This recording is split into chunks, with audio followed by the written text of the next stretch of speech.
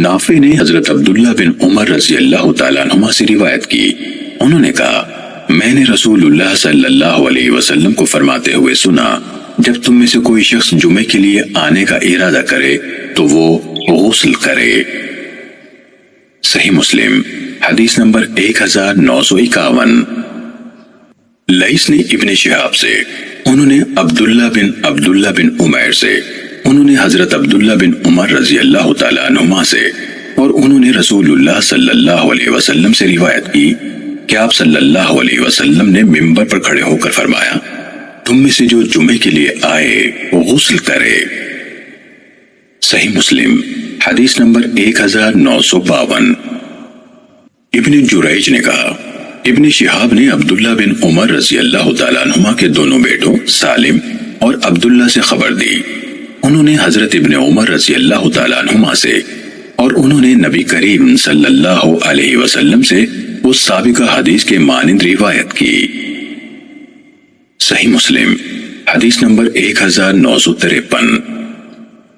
یونس نے ابن شہاب سے، انہوں نے سالم بن عبداللہ سے اور انہوں نے اپنے والد سے روایت کی، انہوں نے کہا میں نے رسول اللہ صلی اللہ علیہ وسلم کو فرماتے ہوئے سنا، آگے اسی سابقہ حدیث کے مانند ہے۔ صحیح مسلم حدیث نمبر 1954۔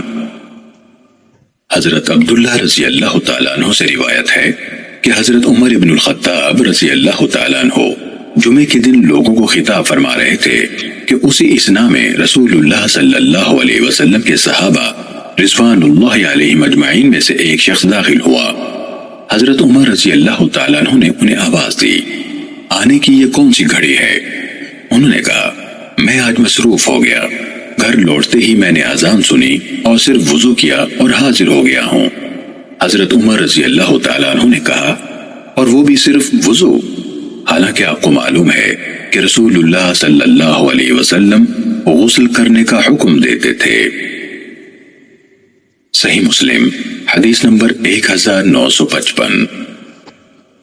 حضرت ابو ہریرہ رضی اللہ تعالیٰ عنہ نے کہا ایک بار حضرت عمر ابن الخطاب رضی اللہ تعالیٰ عنہ جمعے کے دن لوگوں کو خطبہ ارشاد فرما رہے تھے کہ اسی دوران میں حضرت عثمان بن عفان رضی اللہ تعالیٰ عنہ مسجد میں داخل ہوئے۔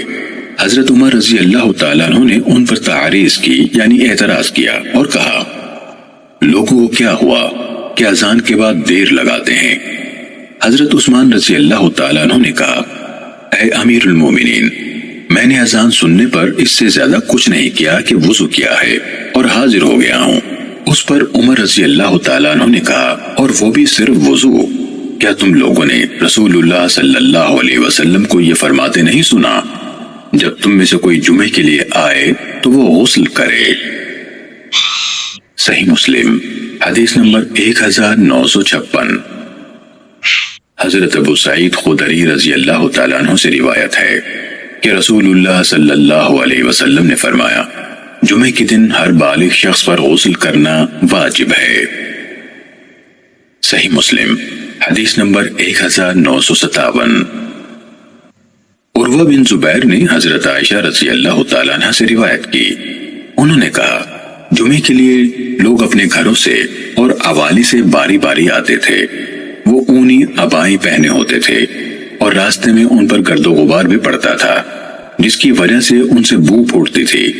ان میں سے ایک انسان رسول اللہ صلی اللہ علیہ وسلم کی خدمت میں حاضر ہوا اور اس وقت آپ صلی اللہ علیہ وسلم میرے ہاں تشریف فرما تھے، تو رسول اللہ صلی اللہ علیہ وسلم نے فرمایا کیا ہی اچھا ہو کہ تم لوگ اس دن کے لیے صاف ستھرے ہو جایا کرو۔ صحیح مسلم حدیث نمبر 1958۔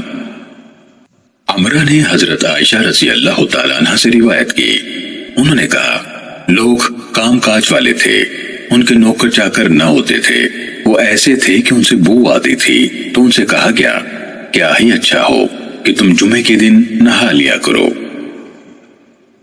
صحیح مسلم حدیث نمبر 1559۔